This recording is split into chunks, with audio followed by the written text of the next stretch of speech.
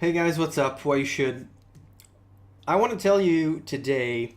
Um, I had something else planned, but since something happened today, as usual, I have a subject I want to talk about, but then I put it aside for something that is more relevant for today.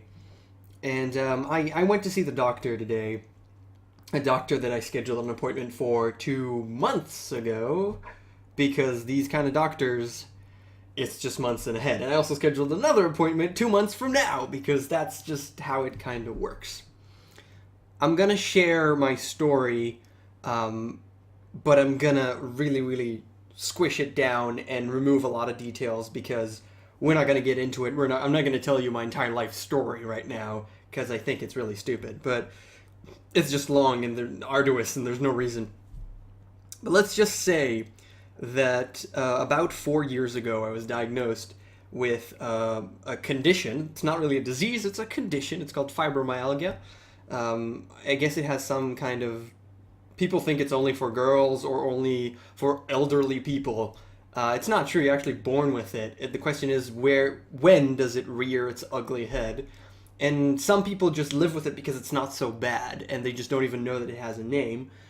It's a chronic pain disease. If disorder. If you'll go online and Wikipedia and stuff and just look it up, you'll see that basically it's chronic pain and everything that comes along with chronic pain. The reasoning for it is actually the nervous system is stupid and puts pain when there shouldn't be, and responds differently to pressure and to certain stimuli. So I have the way to check for it. You can't really check for it 100%. There's no 100% fibromyalgia, but when you rule out everything else, then that's what you have, probably. That's rheumatologists, which are doctors who deal in that specific type of thing, and tissue and rheumatology, that's the thing. They deal with this, and they have a pressure test where there's specific points on your body where they press and see if it hurts. If the majority of them hurt, then you probably have fibromyalgia. That's like the basic test, but also the tests are usually rule out everything else. And I have this. I was diagnosed about 4 years ago while I was in the army and not very happy at all. And it sucked. It really, really sucked. I felt terrible during the army. And then I got out. And when I got out, I decided I'm going to get better. I'm going to get as bestest as I possibly can, and I'm going to remove this pain from me because this is something that is treatable. And I did that. And to this day, I go 3 times a week to the gym. I used to swim. After a while, swimming gets very, very, very, very dull.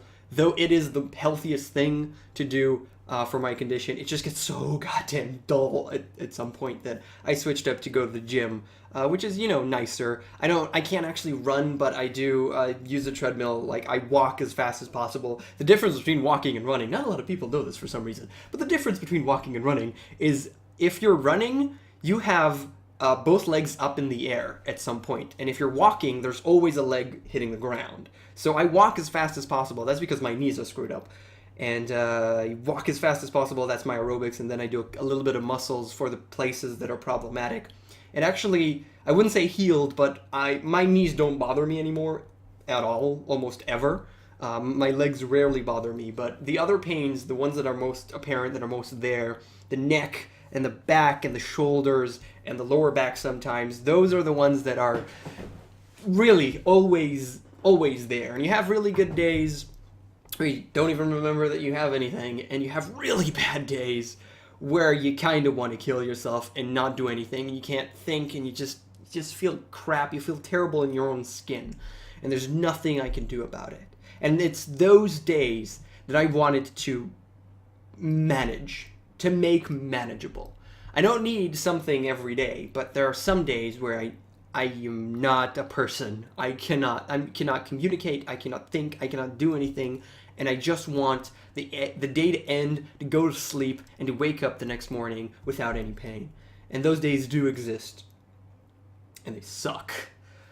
So 3 times a week, the gym. It'll work. I'll get better. And I did that for a while, and I got better. But those days still exist.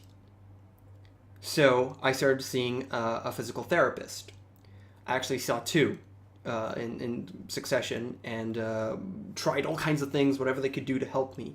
And it wasn't enough, and it was still there.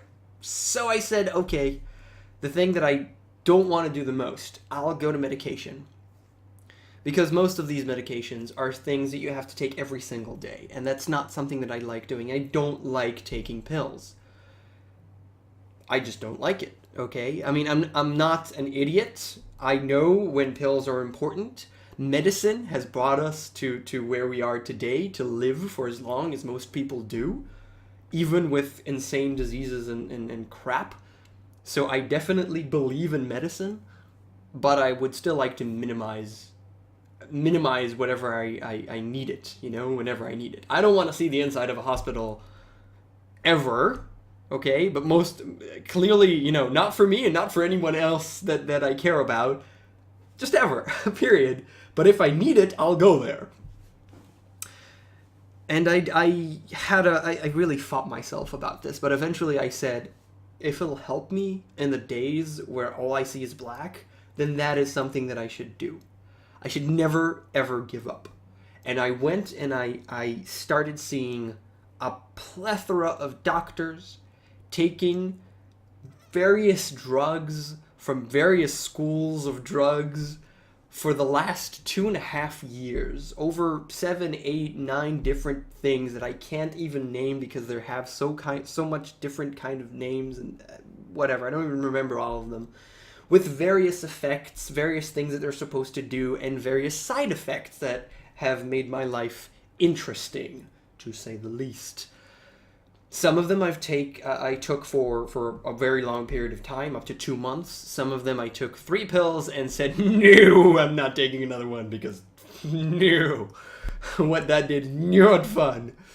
And I've never had anal leakage, but, you know, anal leakage is very specific. No, it's fun to say anal leakage. I've had rashes on my entire body, sleeping 14 hours a day, feeling completely drunk, not being able to stand up without, whoa, holy crap. I had all of those. And the funny thing is that the first thing that my pain doctor, there's a doctor that deals in pain. These are usually, I hope I'm going to say the next word correctly, anesthesiologists that in surgery, they put you to sleep. They're usually pain doctors and know how to manage pain, all the different things. The first thing that she told me that out of all the medication that she can offer me, and we're going to start testing out, that's the first time I saw her, she told me that the best thing would be medicinal cannabis, okay? Marijuana, weed, green, whatever you want to call it. Because that is just really, really good. And I can't get it. I can't have it. Because they don't give, here in Israel, they don't give fibromyalgia patients cannabis. And I'm not a you know, yeah, I'm not a little girl, okay? A little boy. I'm not. I'll take anything you'll give me if it's medicine and if you say it'll help me. And if you come up and tell me, well, this will help you, but you can't have any, that kind of sucks. But it's okay because we have other options. 2.5 years later, there are no other options. And that is the only thing she can recommend me. So she sends me to a rheumatologist. And the rheumatologist tells me, other than he can't give me cannabis, well, there's very little things that we can actually do to you. That we could help because you've pretty much tried everything. And I go ahead and do everything that rheumatologist asked. And today, I met another rheumatologist after months and months. And you have to understand that every time you meet these doctors, pain doctors and rheumatologists, there aren't a lot of them. And an appointment is months ahead. Sometimes 4 months ahead to see a doctor for pain I experience every single day. That's fun.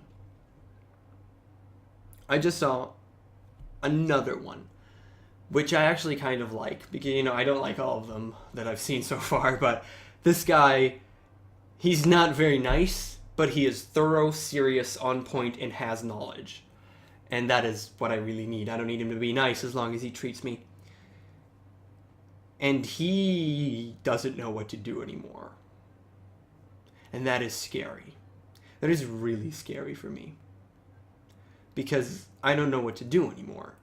I don't have, like, if he doesn't know what to do, I'm done. What do I do next? And I don't have an answer for that.